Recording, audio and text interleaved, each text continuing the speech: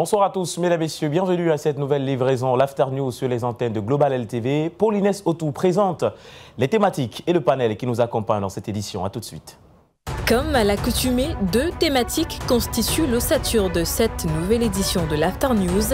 En première partie, nous parlerons dans le fait de la semaine des assises nationales qui se sont déroulées du côté du Niger. Après 5 jours d'échanges sur les questions de la vie politique, sociale et économique du pays, que retenir? En deuxième partie de cette édition, nous parlerons dans la grande thématique de la situation sécuritaire de plus en plus critique en République démocratique du Congo. Au moment où les sommets et les discours se multiplient, les rebelles du M23, quant à eux, multiplient les assauts et gagnent du terrain. Qu'est-ce qui explique cette impuissance des autorités congolaises et que faire pour sortir de cette crise? Mesdames, Messieurs, toutes ces questions trouveront certainement des réponses dans cette tribune. Nous recevons pour en parler Jonathan Bantengene, analyste géopolitique et géostratégique, et le Dr Cole François, notre consultant permanent. L'After News, édition du 21 février 2025, c'est parti. Merci à Paulinès Autou pour cet élément. Nous sommes bel et bien dans le cadre de l'After News. Et je reçois en première partie de cette émission Jonathan Bantengene, analyste géopolitique. Bonsoir. Bonsoir, Monsieur Lakoudji. Bonsoir à tous vos millions de téléspectateurs. C'est un plaisir que d'être encore là ce soir pour aborder ces thématiques croustillantes. Voilà, merci d'avoir répondu présent à notre invitation. Mesdames, Messieurs, tout de suite, le fait de la semaine.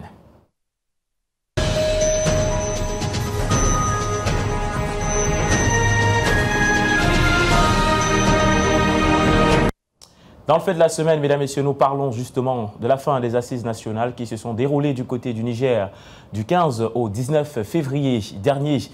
On va s'intéresser justement aux différentes résolutions ou alors aux différentes thématiques qui ont été mises sur la table lors de ces assises, notamment la durée de la transition qui a été votée à l'unanimité à 5 ans. On va également évoquer la question d'une monnaie commune entre les pays de l'Alliance des États du Sahel, qui a également fait débat au cours de ces assises nationales. D'abord, la question de la transition. Jonathan Bantengene, 5 ans, c'est la durée de la transition qui a été arrêtée par la majorité des participants à ces assises nationales. Pour vous, est-ce que c'est raisonnable? 5 ans, c'est raisonnable. Vous savez, déjà, il faut noter que dans les analyses contemporaines en matière de géopolitique, de géostratégie, l'un des éléments déterminants dans le cadre de décision et de direction, d'orientation de la direction d'un pays de manière sérieuse, c'est le temps. Or, les Occidentaux se sont rendus compte d'une chose, leur faiblesse géopolitique face aux puissances comme la Russie ou bien comme la Chine, ça a été des mandats assez courts vis-à-vis de leur présidence. Les présidences ont toujours le feu aux fesses, doivent résoudre toujours dans un délai plus court des questions très urgentes et parfois même les solutions ne s'enchaînent pas. Vous n'avez qu'à voir les mandats aux États-Unis. Tout ce que Biden avait engagé est en train d'être démantelé par Donald Trump. Tout ce qui avait été fait sous Barack Obama a été démantelé par Donald Trump, lui-même démantelé par l'administration Biden. Donc, il n'y a pas cette continuité. Or, de l'autre côté, on remarque que les Chinois, les Russes, il y a une stabilité, il y a une permanence et il y a comme une maîtrise du temps politique. Le temps est une donnée donc très pertinente en matière de géopolitique. Quand ton pouvoir n'a pas le temps et ne se donne pas le temps de structurer une action, il peut rentrer dans la précipitation et produire une action qui finalement perd de sa consistance avec la succession très précoce. Dans le cas du CNSP, il y a souvent eu des prescriptions en matière de transition. Bien sûr, des prescriptions de partenaires qui ont des intérêts occultes, inavoués, dans cette transition. C'est parfois des mandats de 2 ans qui étaient de nos transitions. Ici, le CNSP est allé à 5 ans en fonction de priorités stratégiques du pays. Vous avez la sécurisation du pays qui est une priorité. Vous avez la réorganisation de l'ensemble du système éducatif. du système de la préfectorale, parce que les pays comme le Niger doivent réorganiser leur préfectorale en fonction des enjeux stratégiques du pays. Et il y a également le système économique. Vous avez toute une architecture sous-régionale qui est en reconstruction avec la naissance de l'Alliance des États du Sahel. Donc, il y a cette harmonisation, ce travail de reconfiguration profonde qui est en cours. Et 5 ans, ça va être un bon timing pour positionner le pays en fonction de ces enjeux. Et après les 5 ans, pour vous, quel pourrait être l'avenir du Niger?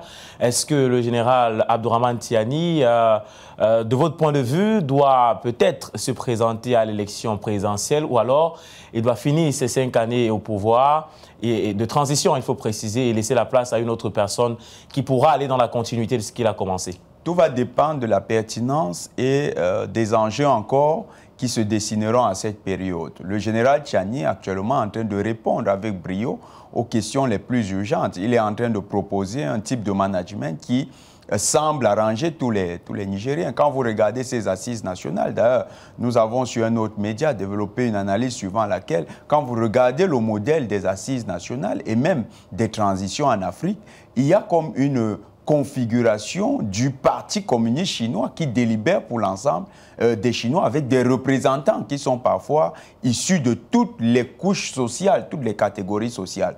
Donc, ce serait le moment pour le général Tiani de réorganiser, de reconfigurer l'appareillage politique nigérien, l'ossature politique nigérienne, de redonner à cet appareillage une configuration qui ressemble davantage au processus de légitimation du Niger, quelque chose qui serait original, exactement comme les Chinois ont su le faire. Les Chinois ont leur parti communiste. Vous avez vu, ce parti communiste a donné les pleins pouvoirs et un mandat illimité à Xi Jinping. Ça ne pose pas de problème. Au contraire, la Chine est en train de devenir et est déjà à supplanter les États-Unis au point de devenir la première puissance économique et se positionne désormais dans le bal des grandes puissances militaires. Parce que la Chine, désormais, c'est entre la 3e et la 4e puissance militaire après la Russie et les États-Unis. Donc, si vous avez une configuration assez pertinente sur le plan politique interne, si vous avez l'émergence d'un parti dans lequel les Nigériens, la majorité de la population nigérienne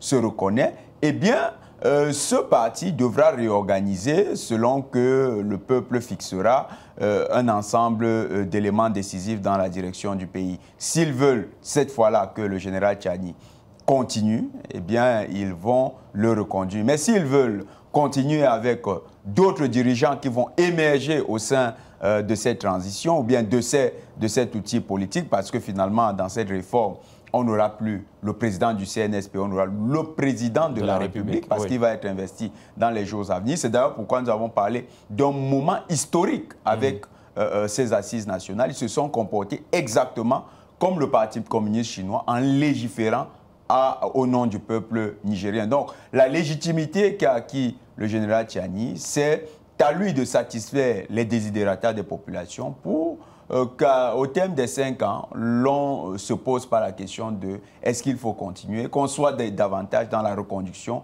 plutôt que dans le choix d'un autre dirigeant. Et justement, en parlant de la Chine, les résolutions de ces assises nationales ont laissé place à une coopération avec les pays du BRICS, à une coopération, quand on parle des BRICS, on parle bien sûr de la Russie, de la Chine et tous ces pays-là, mais on n'a pas cité les pays de l'Occident, notamment la France, les États-Unis, qui, on connaît, ont été chassés d'une manière impropre du Niger, parlant notamment du Niger avec les soldats américains qui ont plié bagage de ce côté-là.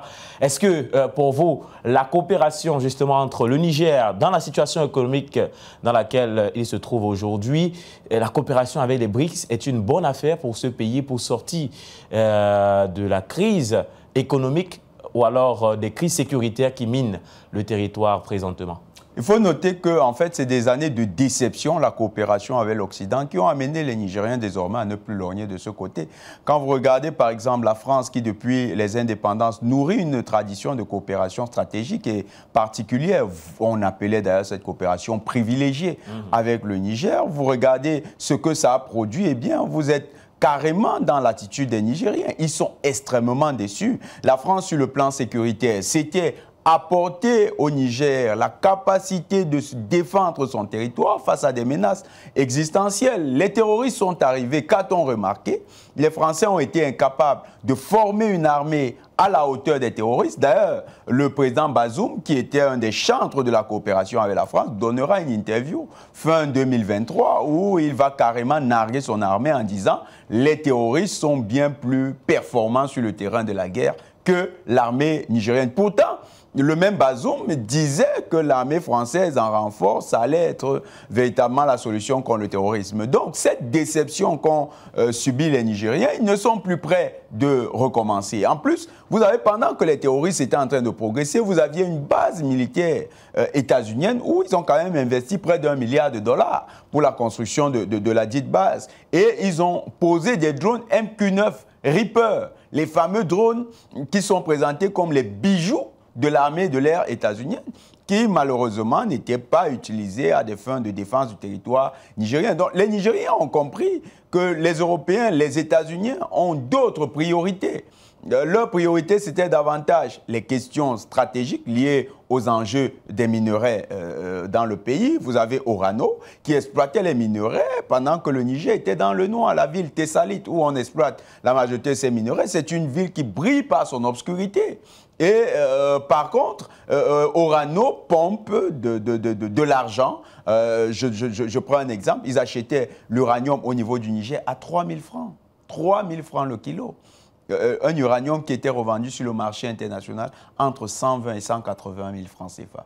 Vous regardez, si vous faites le ratio, vous avez l'impression qu'en fait, on se moquait des Nigériens. Et même dans les conditions d'exploitation, ils avaient créé une joint venture avec l'État nigérien. Cette joint venture permettait l'exploitation gratuite. Donc, les 3 000 francs, c'était pas un petit tour de passe-passe qu'on réussissait à reverser. En plus, depuis 1961, il y avait les accords de non-double imposition entre le Niger et la France. Donc, Orano n'avait pas le droit d'être imposé au Niger alors que Orano était déjà imposé au niveau de la France. Ça permettait l'évasion fiscale. Donc, l'État nigérien était vraiment le parent pauvre dans cette coopération.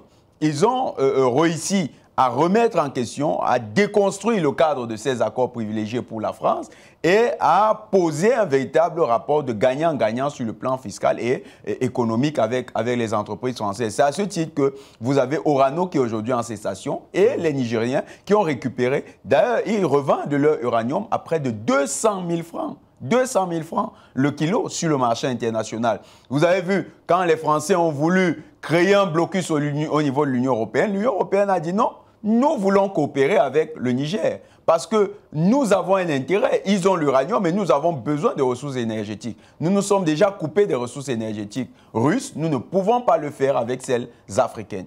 Vous avez également le pétrole. Le Niger est un des gros producteurs de pétrole désormais. On parle de bientôt 300 000 à l'horizon 2027, 300 000 barils jour. Donc, ça sera vraiment un des key players sur le continent africain. Le Niger est en train de se doper. Et d'ailleurs, un des éléments tout à fait particuliers, c'est qu'entre septembre 2024 et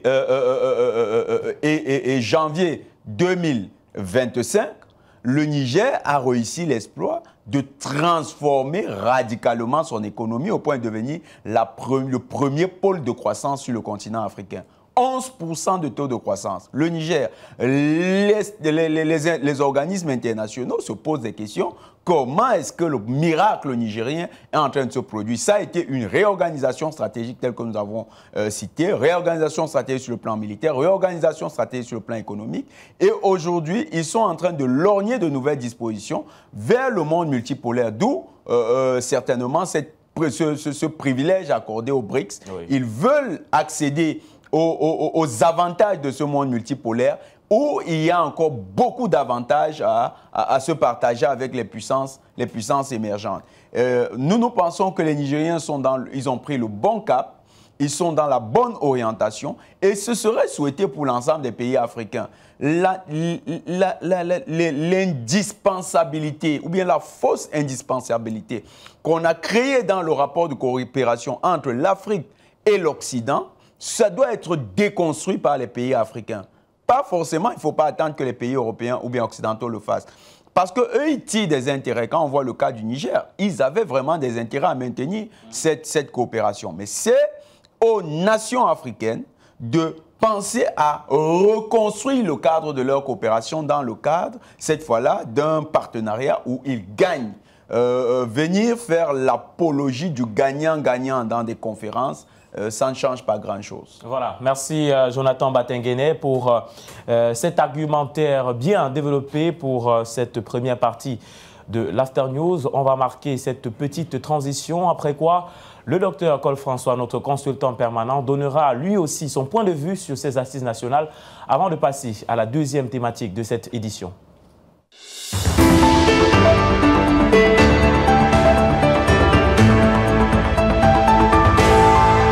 De retour sur le plateau de l'After News, nous sommes en compagnie du docteur Col François, notre consultant permanent. Bonsoir docteur. Bonsoir Pythagore, bonsoir à tous nos téléspectateurs. Merci. Voilà, vous avez le bord, comme vous avez dit. Oui, il faut être un peu plus précis cette fois-ci parce que nous allons parler des choses qui concernent l'Afrique, qui concernent l'avenir de l'Afrique, qui concernent le devenir de l'Afrique.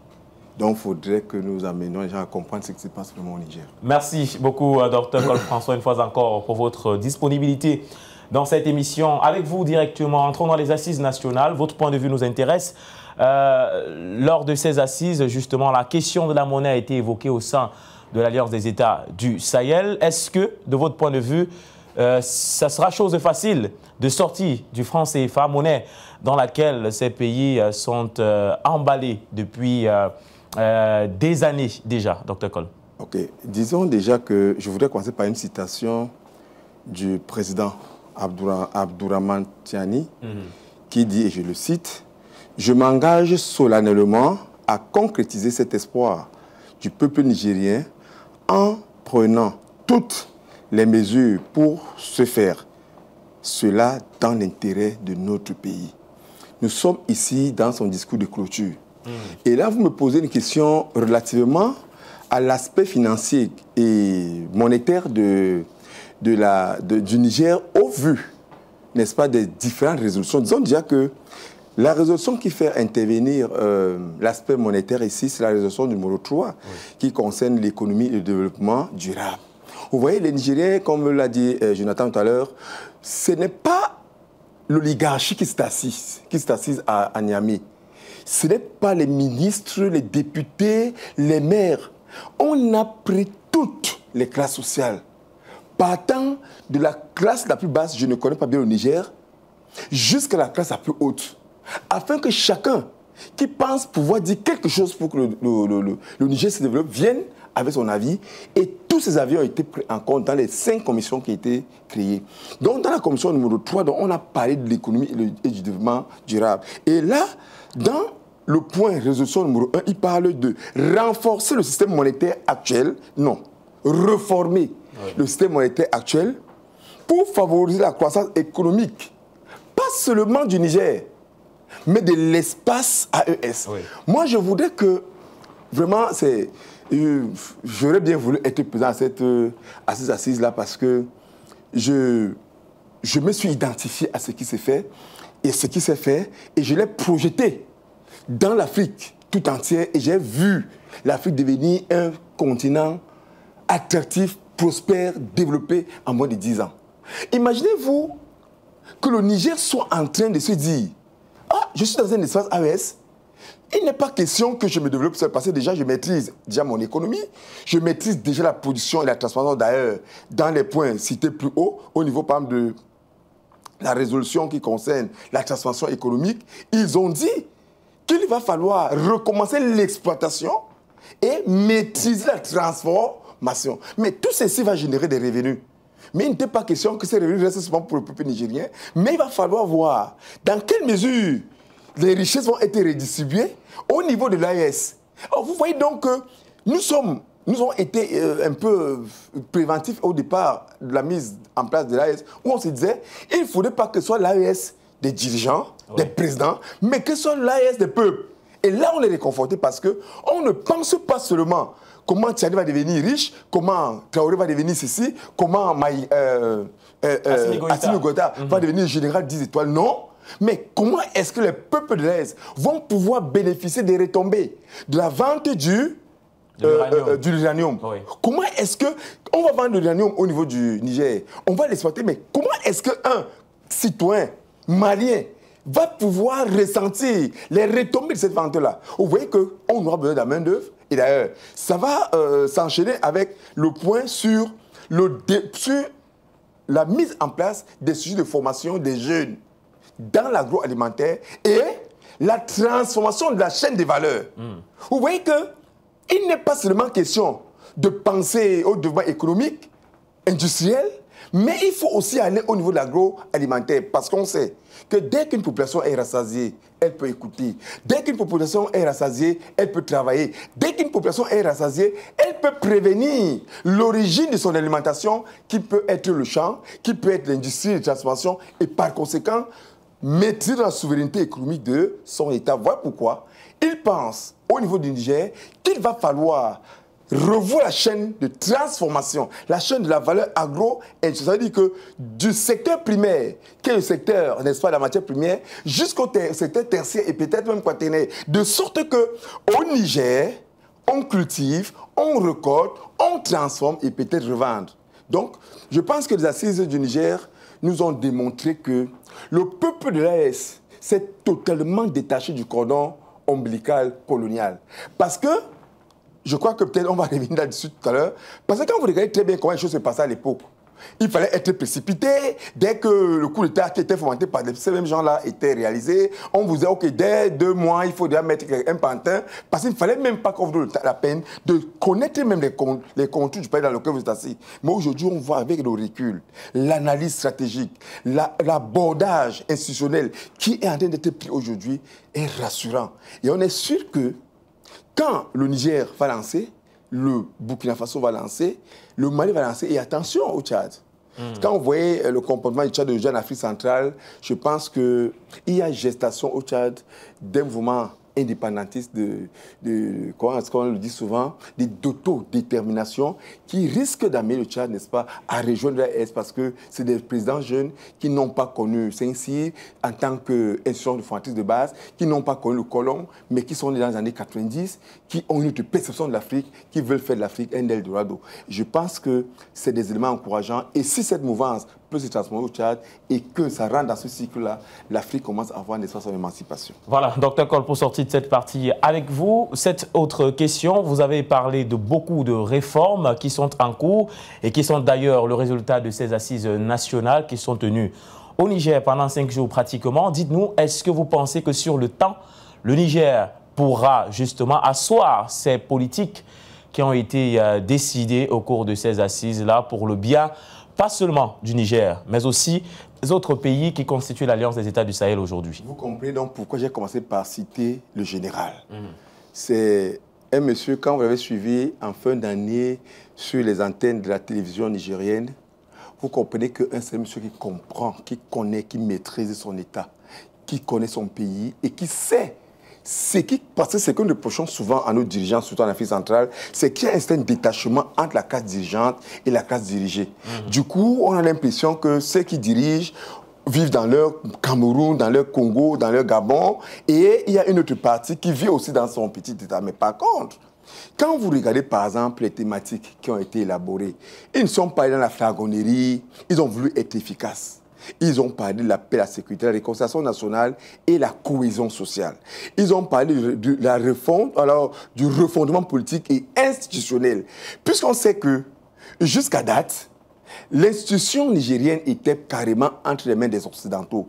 Tout s'est décidé là-bas et était implémenté ici, comme on pouvait. Mais toujours est-il que les Nigériens ont passé autant à travailler pour les pays occidentaux. Vous voyez qu'ils ont pensé à l'économie et au développement durable du Niger. Mais partant de l'AES, ils ont parlé de la géopolitique et de l'environnement international. Or, l'environnement international immédiat de l'AES, du Niger, c'est l'AES. De l'AES, c'est la CEDEAO. La CEDEAO, c'est l'Union africaine. Et plus loin, on va donc voir l'Union européenne et on va voir, n'est-ce pas, les Nations unies. Comment est-ce qu'on va structurer l'institution pour qu'elle puisse s'imbriquer, pas en termes de maillons faibles, ne soit du cordon socio-économique ou stratégique, soit de la sous-région, soit sur le plan international, mais quel serait l'apport que la politique déjà mise en place aujourd'hui pourra avoir au niveau du développement structurel des États? soit de la sous-région, soit du monde. Et par conséquent, puisque le Niger aura pris son indépendance, aura pris sa souveraineté, quand ils iront au niveau du Conseil du monde, ils n'iront plus en demandant une faveur, mais ils iront comme participants égal à égal. Pourquoi? Parce qu'on peut le nier aujourd'hui, comme on va le voir tout à l'heure avec la RDC, le Niger, c'est quand même des ressources énormes. Oui. Et ces ressources énormes, on ne les trouve pas ailleurs. Et comme vous les trouvez chez nous, puisque même les mentalités, quelque part, là, je crois au point 6, au point 5, au point 10, au point 12, n'est-ce pas, de la raison 12, du point 1, ils parlent du changement des mentalités et du civisme des citoyens. Ça veut dire qu'on veut décoloniser, et ceci partira de où? Ceci partira même des programmes scolaires. C'est-à-dire qu'on voudrait faire un Niger nouveau. Quand ils parlent de la mentalité, vous savez, nous avons été matraqués au niveau de notre mentalité au point où on a sacralisé l'homme européen et on a diabolisé le noir. Aujourd'hui, les perspectives voudraient que le Niger, l'homme noir, le Camerounais, c'est pas trop, le Malien, ne perçoivent le blanc comme celui-là qui connaît tout, qui est le centre du monde, mais par contre, qu'on se dise, je vais dans le Conseil du monde avec quelque chose que je vais proposer. Alors, si vous venez vers moi, parce que vous aimeriez aussi peut-être profiter de mes richesses, il faudrait que vous me présentiez ce que vous m'apportez, afin que je vous présente ce que je vous apporte, et qu'ainsi, vous vous développez et je me développe. Donc, je pense que c'est une bonne perspective, que ce soit pour l'AES, que ce soit pour le Niger, mais il faudrait du temps. Et le temps, je vous ai dit ici une fois que nos États ne sont pas des consommables périssables. Nos États vont rester pendant des millénaires encore. Donc, il faut prendre le temps pour bâtir les États pérennes, forts et puissants, de sorte que d'ici 50 ans, qu'on parle de l'Afrique avec beaucoup de respect et de considération. Merci, Dr Col François. Voilà qui met un terme à cette première partie de l'After News. Avec la complicité de notre réalisation, on regarde ce reportage qui nous permettra d'amorcer la deuxième partie de cette édition. C'est la grande thématique. Nous sommes en République démocratique du Congo. La situation sécuritaire dans l'est de la République démocratique du Congo demeure instable, ou plus encore se détériore au fur et à mesure.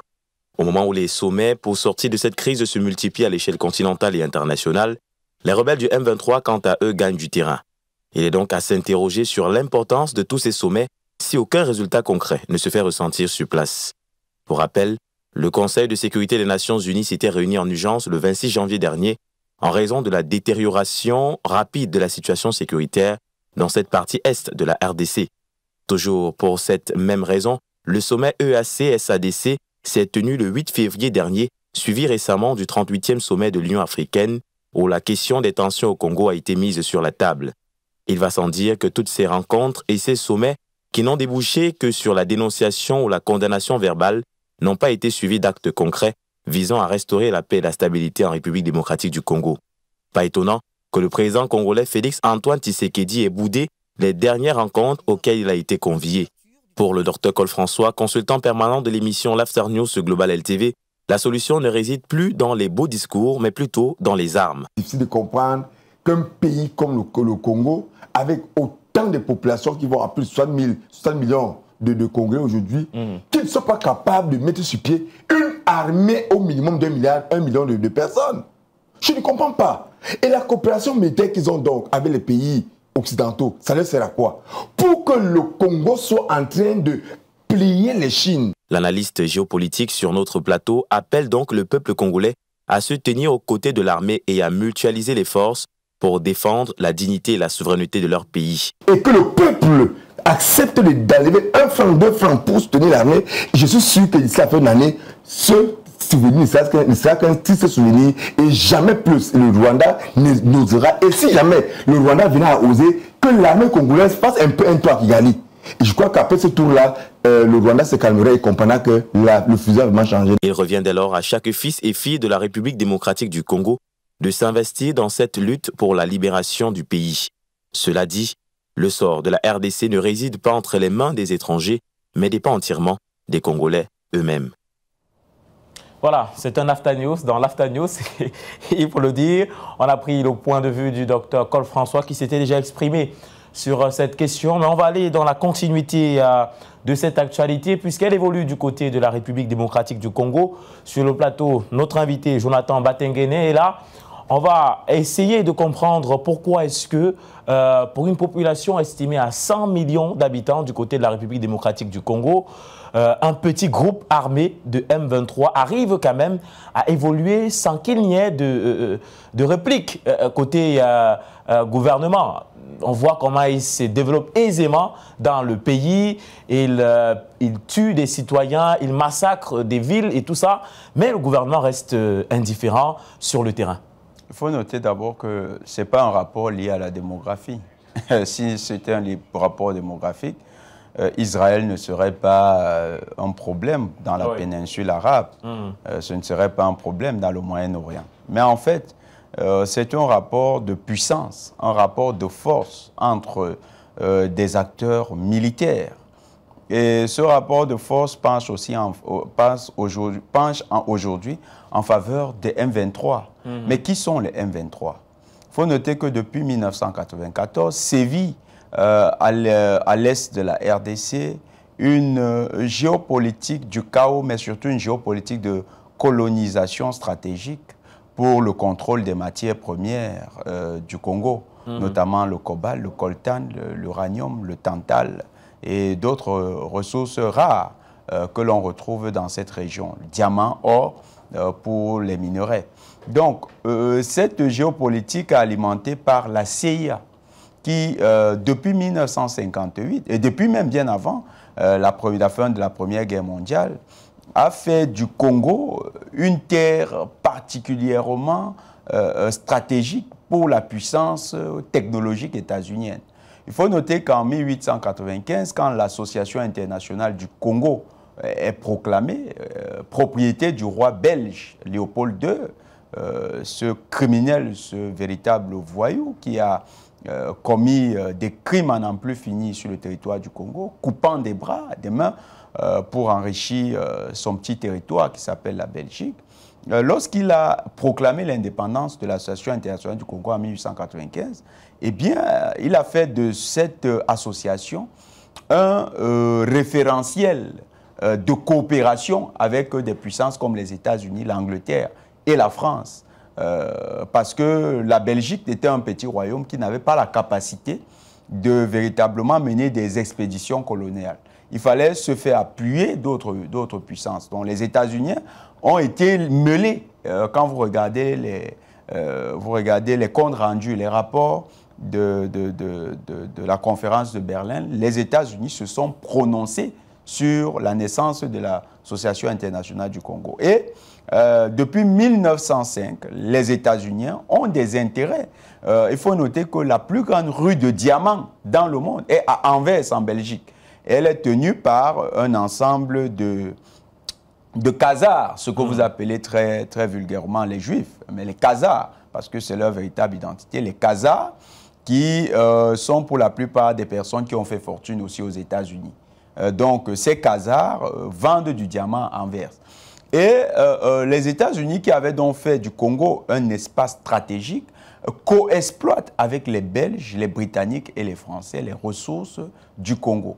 En 1958, cela va amener Alan Dulles, qui était le premier directeur de la CIA, a dit au président Eisenhower que perdre le Congo serait perdre un enjeu vital pour les États-Unis. Donc c'était impensable. C'est au nom de cela que la CIA a été impliquée au premier plan pour tuer dans la mort du résistant, du nationaliste Joseph Lumumba.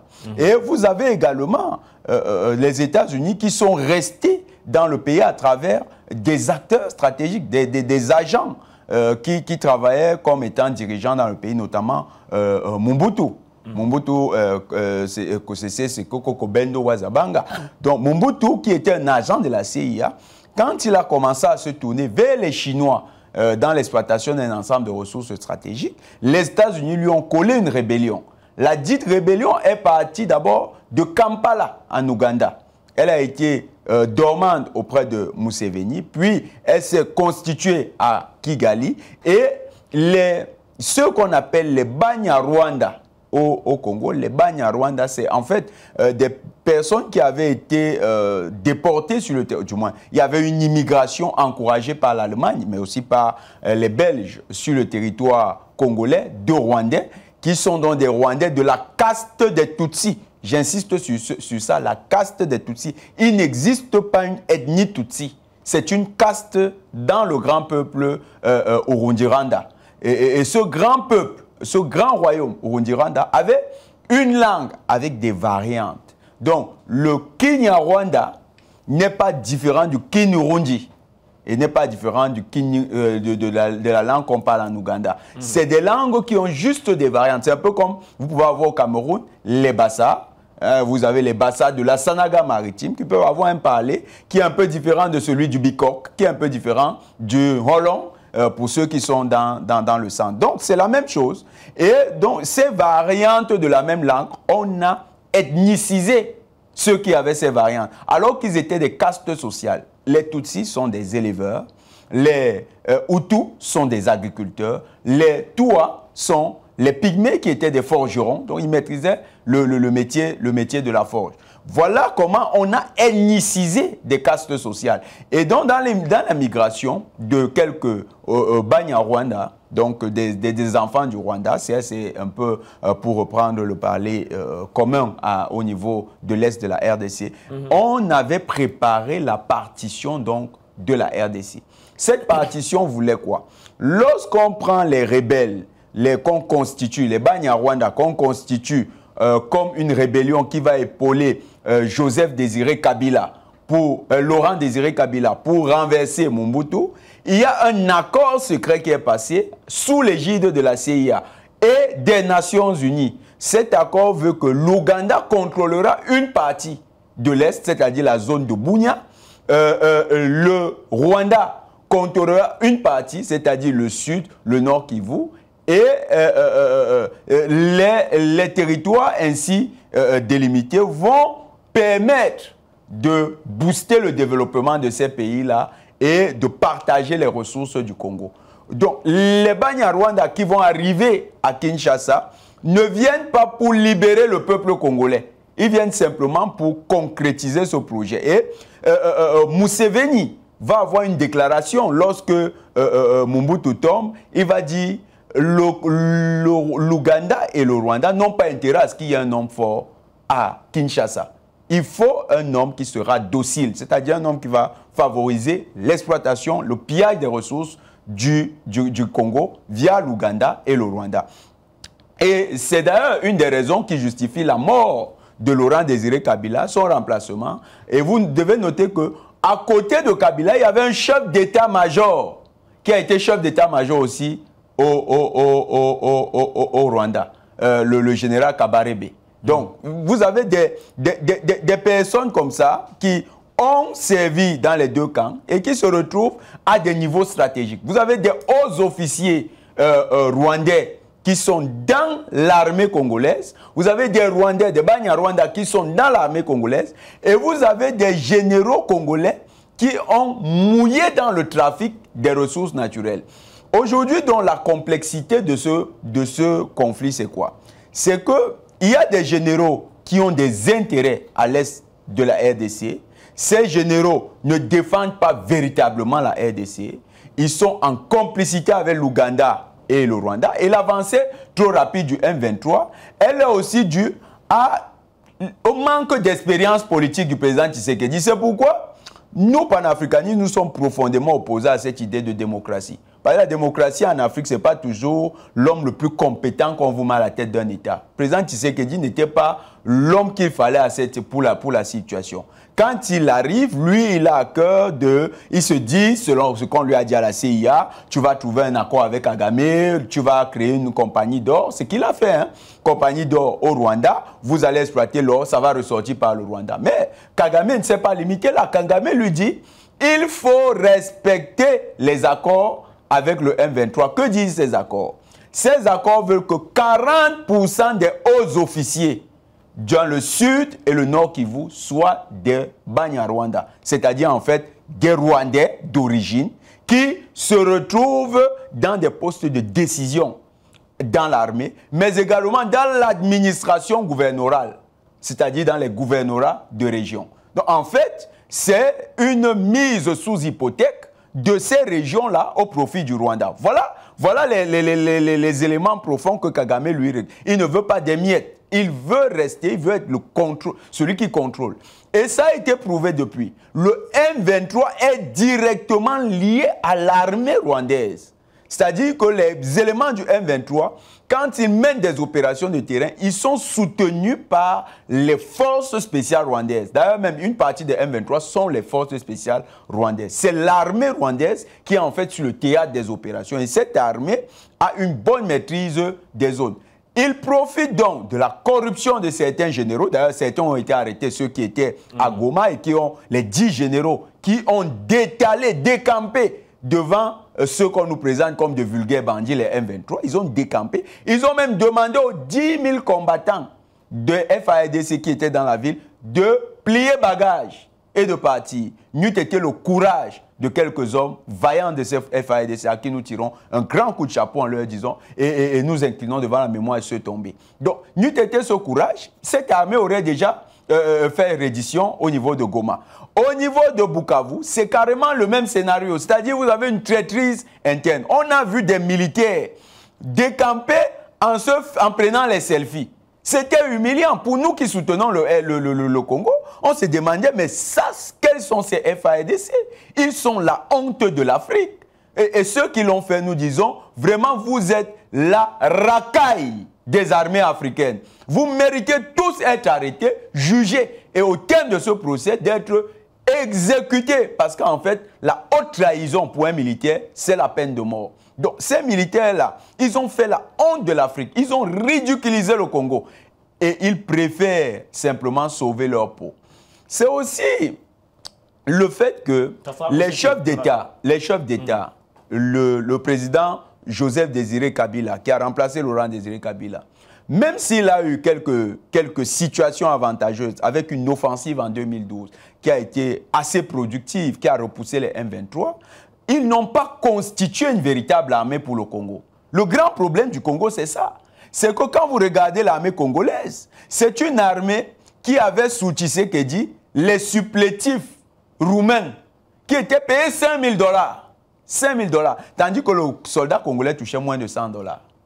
Vous voyez cette disparité de traitement, ça crée une démotivation pour le soldat qui se bat. En dehors de ça, vous avez des soldats qui sont sous-équipés. Qu'est-ce qu'ils portent comme matériel? Vous avez vu les images. Vous avez des soldats congolais, quand on vous montre les forces spéciales, ils ont des bottes de militaires, de véritables rangers. Mais pour le reste, ils ont les bottes de chantier. C'est les bottes de chantier. Mais comment vous allez vous battre avec les bottes de chantier face à une armée qui est bien entraînée? Et puis, il y a l'utilisation du matériel, il y a parfois du matériel qui n'est pas adapté, il y a une puissance de feu supérieure du côté des M23, parce que le M23, au-delà d'être soutenu par le Rwanda, le M23 est soutenu par l'Union européenne. L'Union européenne a signé des accords pour acheter les minerais rwandais au niveau du Rwanda. Les minerais congolais au niveau du Rwanda. En fait, c'est comme entériner le fait que ce soit normal de piller les ressources du Congo via le Rwanda. Les États-Unis ont des multinationales qui attendent les minerais, qui attendent les minerais congolais au Rwanda et d'autres attendent au niveau des Émirats arabes unis. Donc pour eux, c'est du beurre. Tant que Kagame leur permet de se servir, eh bien, tout le monde utilise Kagame comme intermédiaire. Et en contrepartie, on arme suffisamment les combattants de Kagame. Vous avez vu les Turcs ont amené du matériel de jamming, le matériel de, comment on appelle, de brouillage. Ils ont du matériel de brouillage. Les forces armées, les M23, quand ils sont face aux forces armées congolaises, utilisent le matériel de brouillage. Or, le matériel de brouillage, c'est du matériel de dernière génération. C'est ce qu'on retrouve en Ukraine. L'armée congolaise, parfois, est désarmée face à ces moyens technologiques de dernière génération. Les Turcs le font officiellement. Ils ne se cachent pas. Ils s'en vantent. Ils font du business. Tandis qu'ils savent que le désavantage, c'est le Congo. Un autre grand élément de cette faiblesse, c'est le problème, c'est la question même du président Tshisekedi. Le président Tshisekedi, il est, je ne sais pas, mais à la fin, lui-même est un problème. Il est convaincu qu'il faut négocier tout le temps. Il est invité à des sommets, il est ridicule. Regardez le dernier sommet de l'EAC. qu'est-ce qu'on a fait? Une aide d'honneur pour accueillir celui qui l'agresse, Kagame. Tandis que lui regardait ça à la télé. Et il n'y a aucun qui a eu le courage de dire que Kagame, ce que tu fais est criminel. Tu ne peux pas piller ton voisin autant. Plutôt, la SADC a entériné le droit de Kagame à piller le Congo en exigeant que le Congo discute avec les M23 exactement ce que Kagame dit tout le temps à Tshisekedi. Le président Tshisekedi n'est pas conséquent. Aujourd'hui, il faut faire comme les États de l'AES. Rompre les relations avec les puissances qui jouent un double jeu. L'Union européenne, les États-Unis. Rompre les relations avec des pays de la sous-région qui ne sont pas sérieux, notamment cette organisation dite SADC. Pourquoi rester dans ce cadre? Pourquoi ne pas se doter d'alliés sérieux qui vont porter l'armée congolaise vers des victoires? On a vu le 28 février dernier, le 27-28 février dernier, lorsque l'armée congolaise a lancé une offensive sur Gisenyi, la ville frontalière, ça a abouti à quelque chose. Les Rwandais ont paniqué.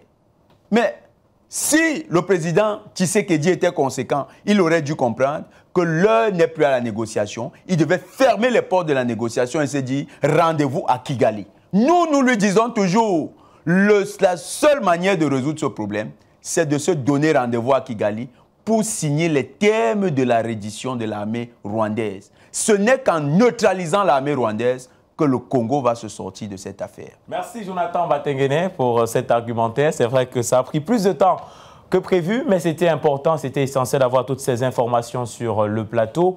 Il est analyste géopolitique et géostratège. Merci d'être passé par ici. On va prendre en quelques minutes seulement l'avis de notre consultant permanent en considérant le fait que tous les jours il est avec nous et que l'actualité évolue. On reviendra dans nos prochaines éditions, c'est après la transition.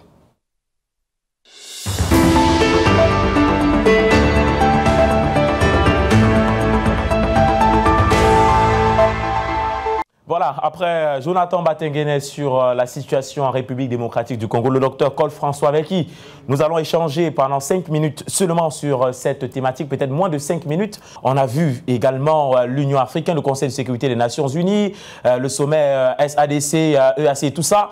Mais au même moment, le M23 ne fait que gagner du terrain. Après Goma, c'est Bukavu. Bientôt, peut-être d'autres villes seront prises d'assaut par les rebelles. Qu'est-ce qu'il faut faire à ce moment précis pour sortir définitivement de cette crise et reprendre le RDC en main, la RDC, pardon? Il va juste falloir qu'un Congolais, fier d'être Congolais, Congolais de souche, qui est jaloux de son pays, de sa nation, se lève et qu'il dise à Tshisekedi de dégager. Parce que Tshisekedi, peut-être les gens ne le comprennent pas, quand vous voyez ce qui se passe au Congo aujourd'hui, c'est un pion qui est aussi là pour servir les intérêts de ceux qui arment le Rwanda. Je vous ai dit ici une fois que quand Tshisekedi regarde le Rwanda, il ne voit pas l'armée rwandaise. D'abord, c'est une armée qui est composée uniquement de volontaires. C'est-à-dire que quand vous regardez très bien la situation au niveau de l'armée congolaise qui compte plus de 207 000 personnes, c'est-à-dire que si on intègre les actifs, les réservistes et les paramilitaires, ils sont plus de 200 000, n'est-ce pas? Par contre, au niveau du Rwanda, c'est à peine 13 000, 33 000 personnes qui constituent cette armée qui n'est pratiquement pas une foudre de guerre. Tout l'armement qu'on voit aujourd'hui au niveau du Rwanda, le M23 qui est d'abord une composante congolaise à la base. Mais je vous ai dit ici une fois que le problème avec l'armée congolaise, c'est qu'elle est truffée d'étrangers. Il est difficile de coopter les gens de pays voisins et de les renvoyer, ou alors d'abord de leur donner des grades dans votre armée et puis de les opposer au peuple de leur État. C'est difficile. Voilà pourquoi il disait qu'au départ, il faudrait que si Tshisekedi se rend compte qu'il ne peut plus, qu'il dégage. Qu'un vaillant Congolais prenne les rênes, qu'il réforme son armée de fond en comble. Mais j'ai dit tout à l'heure, sur le plan démographique, une armée quand même, bon, on sait ce qui se passe au niveau d'Israël, on sait. Ce n'est pas tant parce qu'Israël qui est forte, mais quand on voit les États comme la Jordanie, le Liban, je vais citer quoi, même l'Égypte, on sait bien que l'Égypte aujourd'hui qui est classée comme l'une des premières armées africaines est quand même sous les selles des États-Unis. Et on comprend que si l'Égypte lève la tête, on coupe. Voilà pourquoi l'Égypte a obligé de se taire devant toute l'avancée, tout ce que l'Israël fait aujourd'hui au Proche-Orient. L'Égypte ne peut rien faire, l'Arabie Saoudite ne peut rien faire. Aucun État au Proche-Orient, au Moyen-Orient, ne peut lever la tête. Mais par contre, si aujourd'hui, un vaillant Congolais se lève et dit je vais récupérer Bukavu, je vais récupérer Goma, je vais récupérer, je vous dis en une soirée, l'armée rwandaise sera mise en déroute. Mais le problème c'est quoi? C'est que quand on n'exploite le coltan, le cobalt pour envoyer chez Apple, les rétrocommissions, le marché noir n'enrichit pas seulement les Rwandais. Oui. Mais si c'était pas les Rwandais qui bénéficiaient de ces retombées, la guerre se serait terminée depuis. Mais il y a des traites, il y a des complicités internes, même au niveau, si vous regardez très bien, même au niveau de l'oligarchie qui est à Kinshasa. Parce que vous ne comprenez pas pourquoi est-ce que les officiers, aucun officier ne se lève. Ils appellent ça quoi? La force terrestre, la force aérienne, ni même le commandement logistique. Aucun dans le band se fait sentir au niveau de l'Est. Pourquoi? Parce qu'en sourdine, chacun tire un peu de prébande et réussit à nourrir sa petite famille. Voilà pourquoi l'Est du Congo aujourd'hui, qui est une manne naturelle, est en train d'alimenter tous ces réseaux, et ce serait difficile que de façon prompte et efficace que l'armée puisse le mettre. Attendez, dès que les compromis seront trouvés, vous allez voir comme en 2012, le M23 va disparaître. Voilà, merci Dr Cole-François. Comme je l'ai dit tout à l'heure, nous reviendrons sur ces actualités. Merci d'être passé sur notre plateau. Mesdames, Messieurs, c'est la fin de cette édition. L'After News sur Global TV, merci de nous avoir suivis. On sait que vous êtes encore dans votre soif, mais rassurez-vous, vous serez étanchés dans les prochaines éditions. À très bientôt.